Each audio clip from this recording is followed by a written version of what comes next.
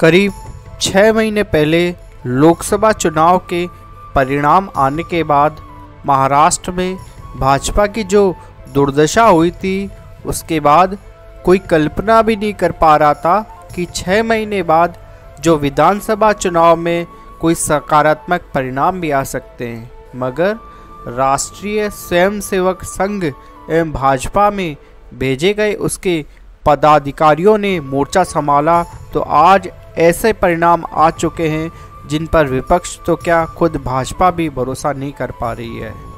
कहा जाता है कि लोकसभा चुनाव के दौरान भाजपा के राष्ट्रीय अध्यक्ष जेपी नड्डा के एक बयान से नाराज होकर संघ ने चुनाव प्रक्रिया से खुद को दूर कर लिया था। मगर चुनाव परिणाम आने के बाद संघ और भाजपा दोनों ने अपने बीच तालमेल की कमी से होने वाले नुकसान का आकलन किया और 6 महीने बाद होने वाले विधानसभा चुनाव के लिए नए सिरे से रणनीति बनाने का फैसला किया। इसी कड़ी में संघ के सह सरकार्यवाह अतुल लिमये और भाजपा के राष्ट्रीय सह संगठन मंत्री शिव प्रकाश को विधानसभा चुनाव के लिए काम करने की जिम्मेदारी सौंपी गई।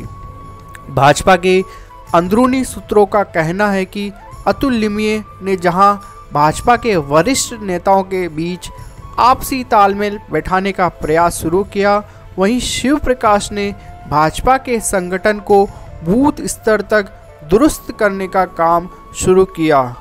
नितिन गडकरी जैसे वरिष्ठ और अनुभवी नेता जो कि लोकसभा चुनाव में अपने चुनाव में व्यस्त रहने एवं कुछ अन्य कारणों से अधिक सक्रिय नहीं हो सके थे, इस बार उन्हें भी पूर्ण सक्रियता से काम करने के लिए राजी किया गया और उन्होंने पूरे मन से काम किया।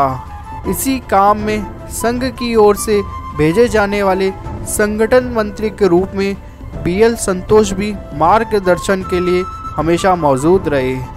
इस टीम के सामने सबसे पहला लक्ष्य था सामाजिक समीकरण सुधारने का।